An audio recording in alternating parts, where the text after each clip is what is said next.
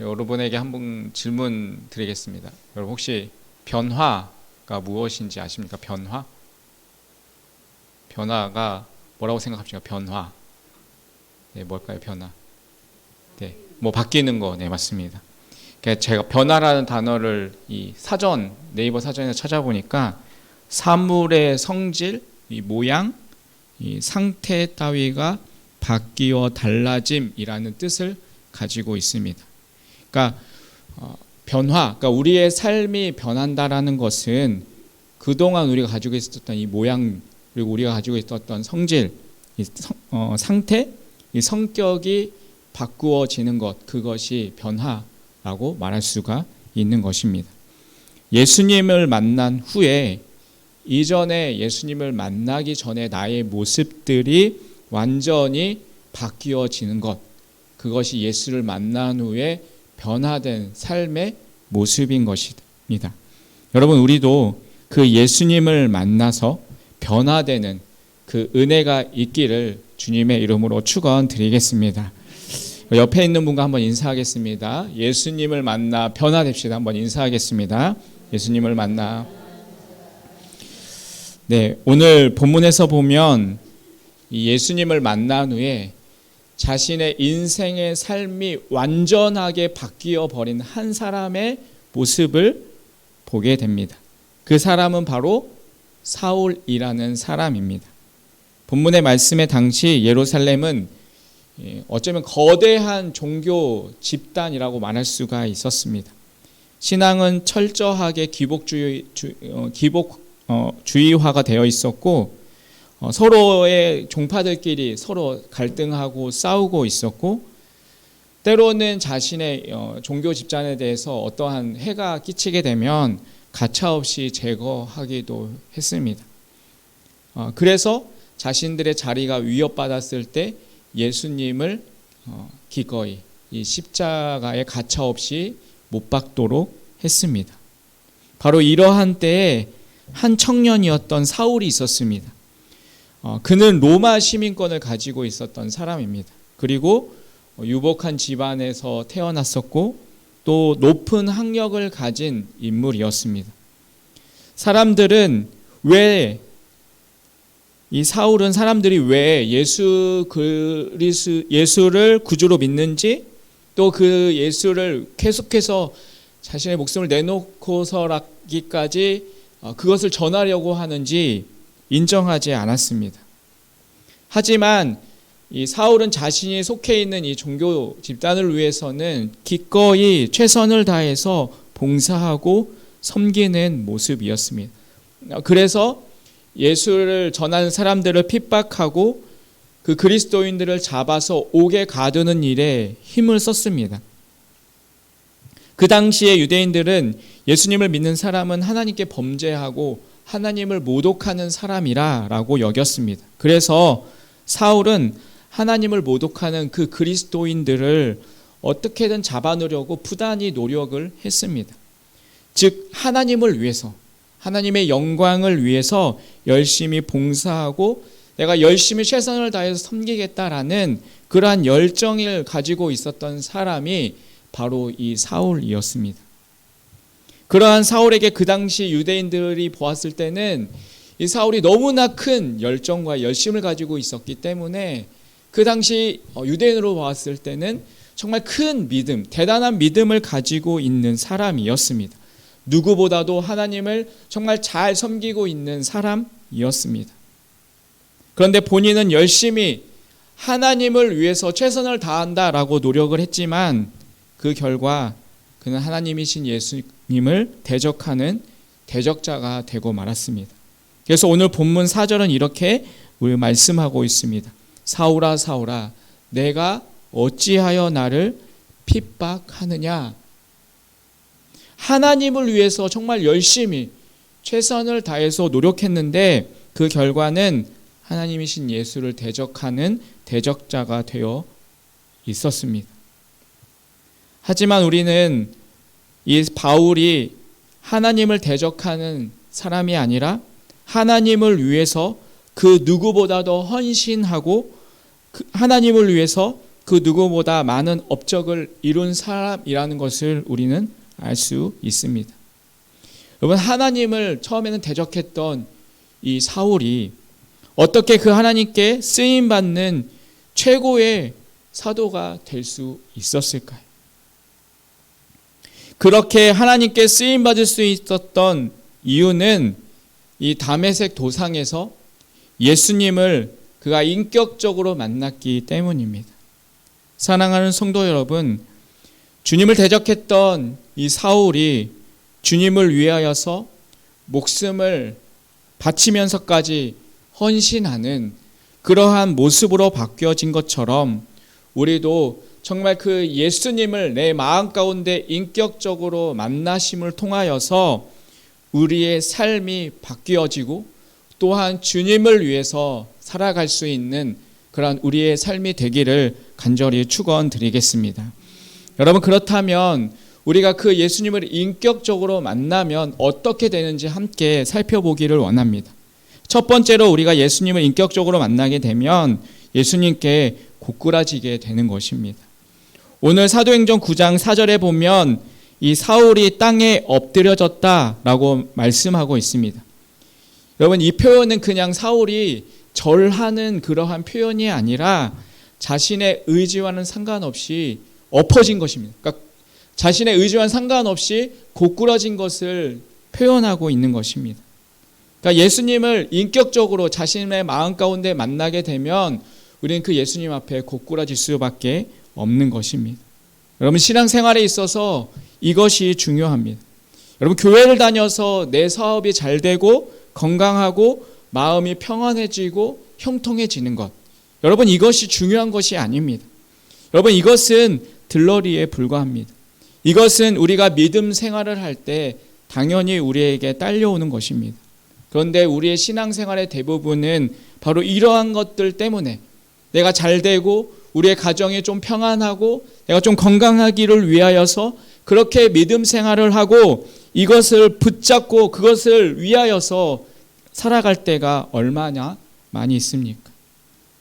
중요한 것은 우리가 교회를 다님을 통하여서 또한 그 가운데서 예수님을 우리가 인격적으로 만남을 통하여서 죄인이었던 나의 모습들이 예수님 앞에 고꾸라지는 그 모습이 필요한 것입니다. 예수님을 인격적인 만남을 통하여서 개인적이었던 나의 모습들, 나만을 생각했던 그러한 모습들, 나와 내 가족밖에 모르고 축복받고 잘되기를 위하여서 살아왔던 나의 목적들, 그렇게 그 목적을 가지고 교회에 다녔던 나의 욕심들이, 나의 그러한 위선들이 예수님을 만남을 통하여서 그 앞에 고꾸라지는 모습이 있어야 하는 것입니다.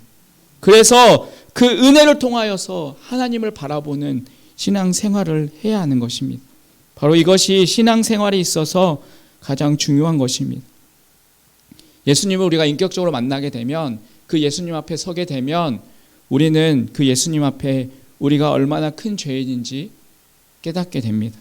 그래서 그 앞에 서 있는 나의 이 죄인된, 이 죄악된 모습이 부끄러워질 수밖에 없습니다. 그리고 주님 앞에 눈물로 회개의 기도가 나올 수밖에 없는 것입니다. 그렇게 예수님을 인격적으로 만나면, 우리가 그 예수님 앞에 서게 되면 우리는 고꾸라짐이 반드시 있게 되는 것입니다. 사울은 그 예수님께 고꾸라져서 그동안 자신이 보아왔던 그 모든 것들, 자신이 붙잡고 있었던 모든 것들이 잘못된 것임을 알게 되었습니다. 그동안 내가 정말 하나님을 위해서 열심히 했던 그 모든 것들이 오히려 주님을 핍박하는 것인 것을 그는 알게 되었습니다. 주님을 만남을 통하여서 주님 앞에서 고꾸라지지 않는다면 우리는 우리의 잘못들을 볼 수가 없게 됩니다. 무엇이 문제인지, 무엇이 잘못인지 우리는 알지 못한 채 계속해서 우리는 잘못된 것을 붙잡고 그 잘못을 계속 저지르며 살아가게 될 것입니다. 그러니 우리는 예수님 앞에 고꾸라져야 합니다. 그 예수님 앞에 우리의 모든 것들이 고꾸라져서 우리의 모든 잘못들을 바라보고 오직 하나님 예수 그리스도만을 붙잡고 살아가는 모습이 되어야 하는 것입니다. 여러분 가운데 신앙생활을 오래 하고 있는 가운데 그 가운데서 여전히 기쁨이 없고 그 가운데 어떠한 만족이 없고 그냥 되어지는 대로 신앙생활을 하고 있지 않으십니까? 여러분 예수님을 만났던 그 첫사랑의 감격이 언제인지 여러분 혹시 기억이 잘 나지 않으십니까? 여러분 그러면 주님 앞에 고하시길 바라겠습니다. 주님, 내가 주님 앞에 고꾸라지기를 원합니다. 그래서 정말 주님을 더욱더 인격적으로 여러분이 만나시고 내 중심이었던 내 자아가 고꾸라지고 내 욕심이 고꾸라지고 내 위선이 고꾸라지게 하옵소서. 그렇게 간절히 주님께 구할 수 있는 우리의 모습이 되시길 바라겠습니다. 그렇게 우리가 철저히 주님 앞에 고꾸라짐을 통하여서 온전히 주님만을 바라보고 주님을 위하여서 살아갈 수 있는 그러한 우리의 삶이 되시기를 간절히 축원드리겠습니다. 여러분 두 번째로 우리가 예수님을 인격적으로 만나게 되면 어떠한 일이 일어날까요? 그것은 바로 가치관을 바꿔주십니다. 오늘 본문의 8절과 9절은 이렇게 기록하고 있습니다. 우리 8절 9절의 말씀 같이 한번 읽겠습니다. 시작. 사울이 땅에서 아무것도 보지 못하고 사람의 손에 끌려 다메섹으로 들어가서 사흘 동안을 보지 못하고 식음을 전폐하니라. 지금 사울은 빛이신 예수님을 만난 후에 앞을 전혀 볼 수가 없게 되었습니다. 또 먹을 수도 없고 마실 수도 없었습니다. 왜 볼 수도 없고 먹을 수도 없고 마실 수도 없었을까요? 왜냐하면 지금까지 자신이 가지고 있던 가치관이 잘못된 것임을 깨달았기 때문입니다. 여러분 사울은 유대인 중에 유대인이었습니다. 그는 로마 시민권을 가지고 있었고 사회적으로도 지위가 높았었고 당시에 많은 사람들에게 존경을 받고 인정을 받고 있었던 사람이었습니다. 그리고 사울은 자신이 지금까지 쌓아왔던 유대인으로서의 그 자리를 지키기 위해서 노력하고 그것을 최고의 가치로 두고 살아왔던 그러한 사람이었습니다. 세상에서 이렇게 존경받는 것, 인정받는 것, 내가 이렇게 높아지는 것에 가장 큰 가치를 두고 살아왔던 사람이었습니다. 그런데 예수님을 그가 만나보게 되니까 이제껏 내가 붙들고 살아왔던 그 모든 것들이 다 가치가 없다라는 것을 깨닫게 된 것입니다. 지금까지 내가 그렇게 붙잡고 신앙생활했던 그 모든 것들이 잘못된 것임을 그는 깨달았던 것입니다. 그리고 앞으로도 계속 그러한 삶을 살아가기 위해서 더 이상 볼 가치도 먹을 가치도 없는 것입니다. 지금까지 내가 바라보고 내가 알고 있었던 것, 그래서 내가 추구했던 그러한 세상적인 가치관이 잘못된 것임을 예수님을 인격적으로 그가 만나게 되니까 그 모든 것들을 깨달아지게 된 것입니다. 그래서 예수님을 인격적으로 만난 후에 바울은 빌립보서 3장 8절을 통해서 이렇게 고백합니다.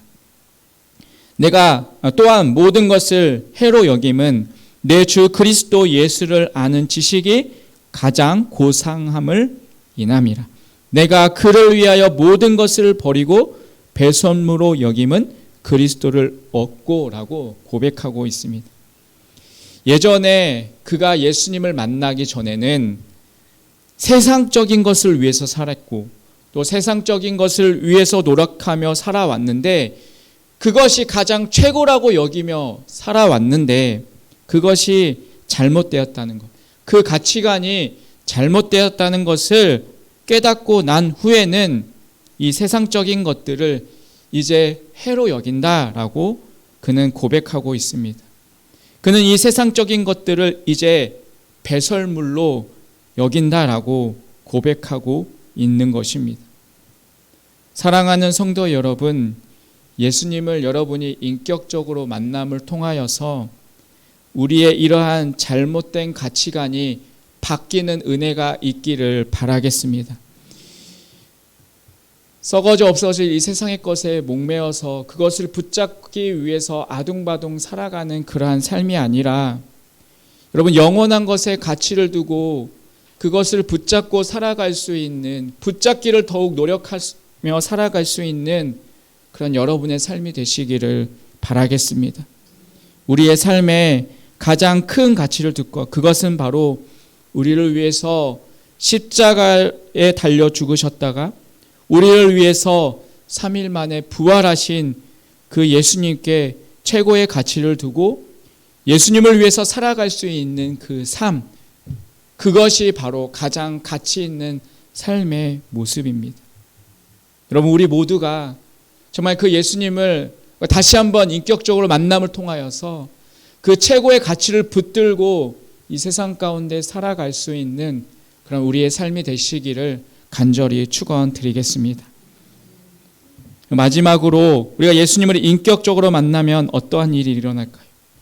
마지막으로 죄를 용서해 주시고 사명을 깨닫게 하십니다. 사도행전 9장 18절은 이렇게 기록하고 있습니다. 우리 18절 말씀, 9장 18절 말씀으로 같이 한번 읽도록 하겠습니다. 시작.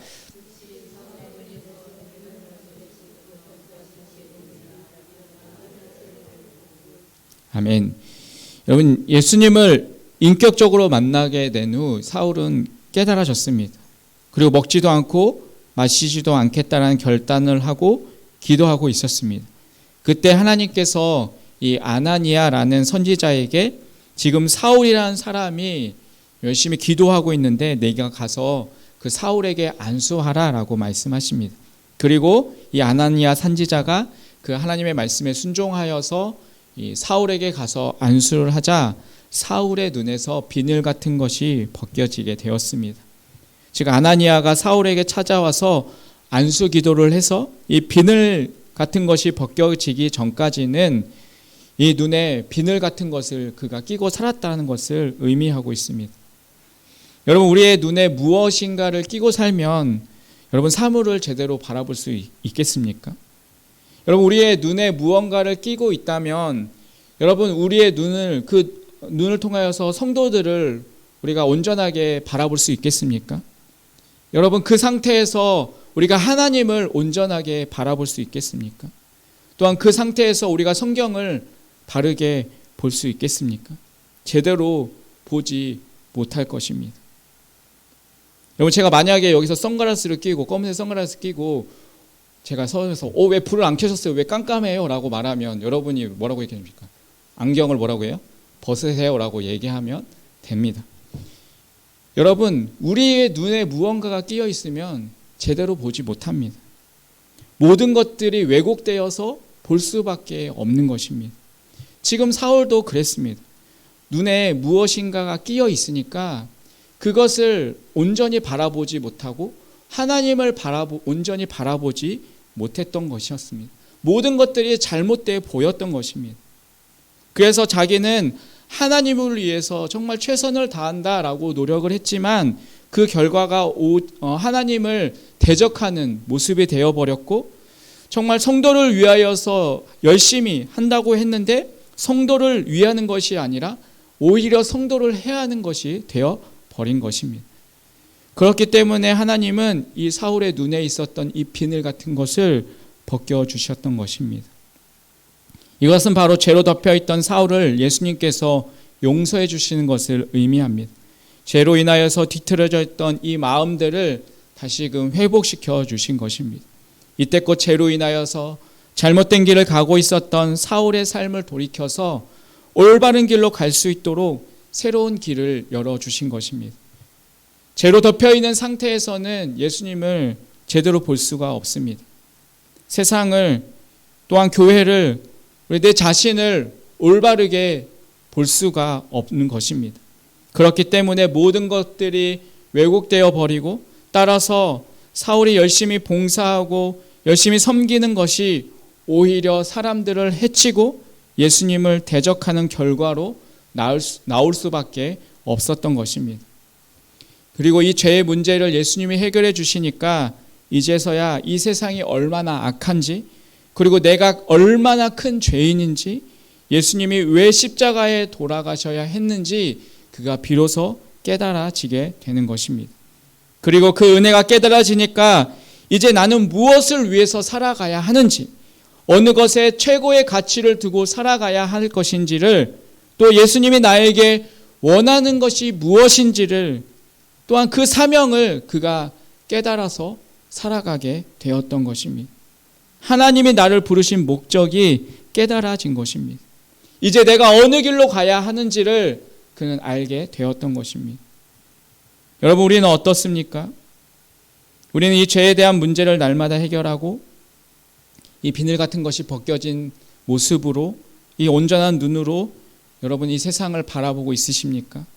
그러한 눈으로 정말 하나님을 바라보고 이 하나님의 말씀을 바라보고 내 자신을 바라보고 또 우리 성도들을 바라보고 있으십니까? 만약 우리의 눈에 아직 여전히 이 비닐 같은 것을 그대로 끼고 여전히 우리가 살아가고 있다면 우리 안에 아직 죄가 가득히 덮여 있어서 내가 온전한 눈으로 온전한 마음으로 보지 못하고 죄를 통하여서 그것을 보고 있다면, 여러분 나의 기준을 가지고 어떠한 가치를 가지고 성도들을 바라보고 하나님을 바라보고 있다면 여러분 그것은 하나님을 제대로 보지 못하고 있는 것입니다. 교회를 제대로 보지 못하고 나를 제대로 보지 못하는 것입니다. 여러분, 우리가 주님 앞에 서게 되면 먼저는 내 자신의 죄악된 모습들을 보게 됩니다. 그리고 철저히 우리는 우리의 자신이 낮아지게 됩니다. 그리고 그 눈을 가지고 또한 교회를 보면서 안타까운 마음으로 기도하며, 또한 성도들을 보면서 안타까운 마음으로 기도하고, 또한 우리 주변의 이웃들을 안타까운 마음을 가지고 기도하며 나아가는 것입니다. 그러한 눈을 가지고 내가 열심히 봉사하고 여러분 열심히 섬기면, 여러분 그 눈에 비닐에 끼어 있는 채, 무엇인가 끼어 있는 채 내가 교회에서 열심히 하고 열심히 봉사한다고 하지만 오히려 그것이 성도들에게 피해가 되는 것이고, 또 열심히 했던 그것들이 여러분 나를 위해서 그하여서 결국에는 그것을 통해서 사람들이 상처받고 또 세상 사람들이 손가락질하고 욕하는 모습이 되어져 버릴 수도 있다는 것입니다. 여러분, 우리의 눈에 이 비닐이 벗겨지시길 바라겠습니다.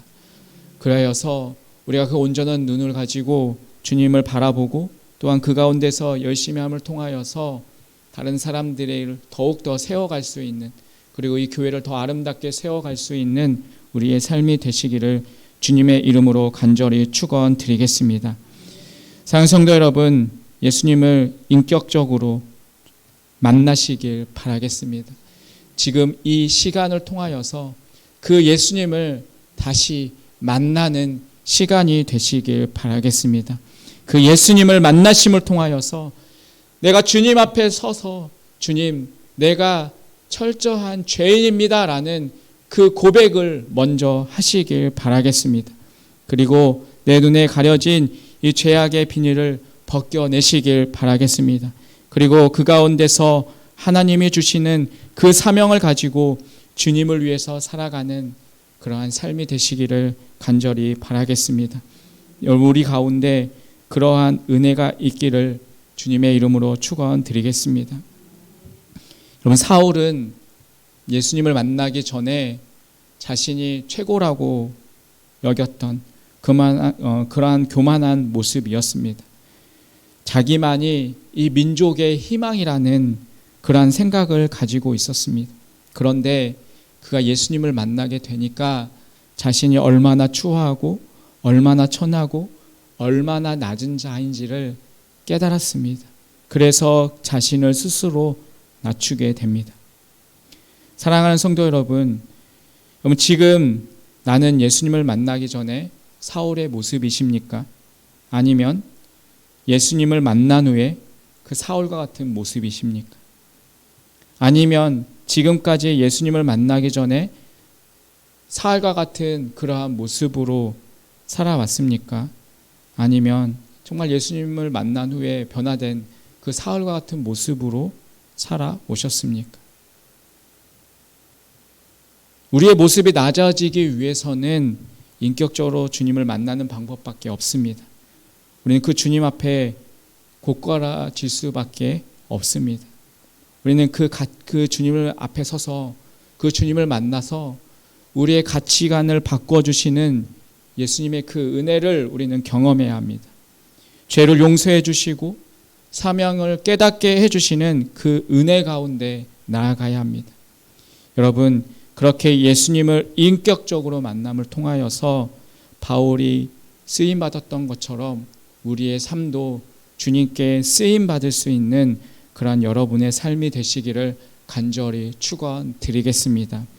지금 이 시간이 주님을 만나시고 나의 모든 자아와 나의 모든 가치관이 깨지고 오직 주님께 붙들린 그러한 시간이 되시기를, 그래서 온전히 주님만을 바라보며 살아가는 삶이 되시기를 간절히 주님의 이름으로 축원드리겠습니다.